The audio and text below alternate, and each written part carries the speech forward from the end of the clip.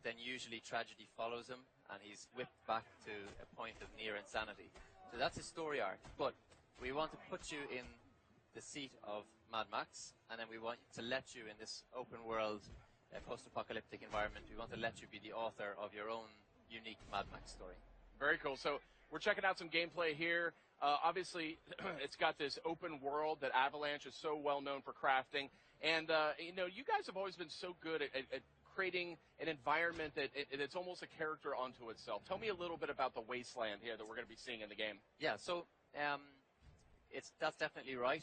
We want players... Canister of some He's actually filling up his canteen with water. Okay, got it. There are a few of those water sources dotted around the wasteland.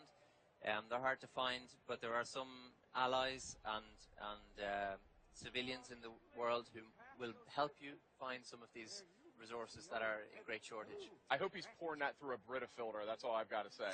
He's used to eating some pretty disgusting stuff. So here we are. We're hopping into a vehicle, and this is obviously a signature element of this game. Talk to me a little bit about how you guys approach the car combat aspect. Yeah, so that's definitely, I think, one of the most exciting parts of this game. We start off with Max losing his iconic interceptor in a battle with Scrotus' Warboys.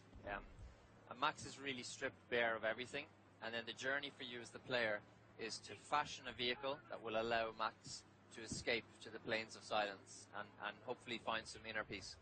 He gets some companions like Chumbucket, who you see in the back here. He's a wasteland Blackfinger, a fanatical mechanic who almost treats vehicles and engines and just that whole mechanic way of life as a religion. Total fanatic. So he gets some friends to help him, but he gradually over time builds up his very own. You as a player will build up your very own wasteland war machine, and it will be an expression of the choices that you make in the world, what directions you want to go in, and also the playing style that you choose. So your magnum opus will be completely different to mine, and in fact we'll be able to compare them in some online situations. You might choose something that is really heavyweight, has a massive ramming grille, but you're going to need, you know, tires with high traction, a heavy motor to power that kind of vehicle. I might choose, your weakness is probably going to be that you can't survive in rocky ground. You're going to get stuck there, you're going to be a beached whale, much more vulnerable. Whereas I might choose something that allows me to, better suspension, allows me to go over rugged, rocky terrain and so on. Maybe explore more of the world that you can't get to. So your magnum opus will really be an expression of the choices you've made and your player style. Understood. So here we're seeing some combat actually, and I know in the world of Mad Max, I mean, supplies are very, very limited. Yep. Bullets come at a premium. So what are some of the strategies that players are going to be able to use in car combat to take out the enemies? Yeah. So you see this unfortunate, I think it was a Scrotus Warboy being tugged by the harpoon, and in this demo experience here, you'll see a variety of weapons being used in this high-octane, high-paced, very physical vehicular combat. There's the harpoon, and that can pull off armor. It can pull drivers out of the windshield. It can pull wheels off.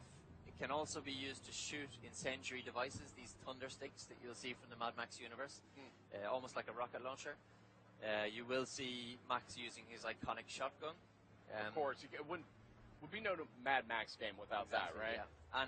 And if you're we did start from the ground up, and we were really trying to capture as many of the elements that we love from the previous Mad Max films, for example, and what feels right for this world. So you'll see, for example, borders, also a very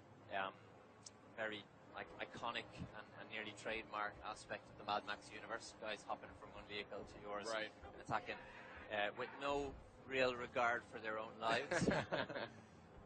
There's one now. We'll see if Max succeeds in getting him off there. Yeah, now what are your options if this happens to you, if the guy jumps on your head you like can, there's one. There's one. That's straight to the point. You can use the shotgun. You can try and scrape him off with a cliff wall or something, depending on the terrain that you're in. So yeah, there's a bunch of options. In fact, Chumbucket was hiding in the back when that guy was on, but now when he sees he's safe, he'll come back out and he'll help you. And if you stop the car, and the magnum opus is damaged, he'll climb onto the roof and start putting out the fire in your engine. And Nice. Tinkering. And I need one of those guys for my Mazda 3. exactly. Everyone should have one. Yeah. So tell me a little bit more. I mean, it sounds like there's a lot of modifications that you can do. It sounds like, I mean, gas is scarce. You know, you're fighting for your life every minute of this. How do you guys break up this like intense car combat? Yep. Obviously, so you know, you do get out of the car sometimes. I'm curious, you know, are there ever do you fight guys mano a mano like boss battles or tough battles that it's just max on a tough enemy? Absolutely. I mean, it's just the main storyline. There's a good balance between different types of scenarios, the characters that you're meeting. In a gang of other war boys, then they'll all catch fire and. Sounds fun. Yeah. So equally brutal and high-paced. But exploring the world is definitely something that we want to use as a way to get a breather. We like to, because of the perimeter defenses that are placed around certain camps, we like to encourage you to take out your binoculars and scout, find a convoy, find one that you think, well, I'm probably going to be able to take this one down, or, well, this one looks really heavily guarded. I'm going to have to go back, upgrade my magnum opus, get some more armor, maybe more ammo before taking on this one. There's a feature that I really like, which is if you pull the driver out of a Scrotus vehicle and don't destroy the vehicle, you can jump into that car, approach a camp, and the camp won't get alerted because interesting. They don't know it's vehicular Max. stealth. I might be a first. I don't think I've ever heard of that. Yep. So, in fact, they'll open the doors for you and welcome you with open arms. Oh my! And then you need to unload that double barrel right in their face. Exactly. Yeah.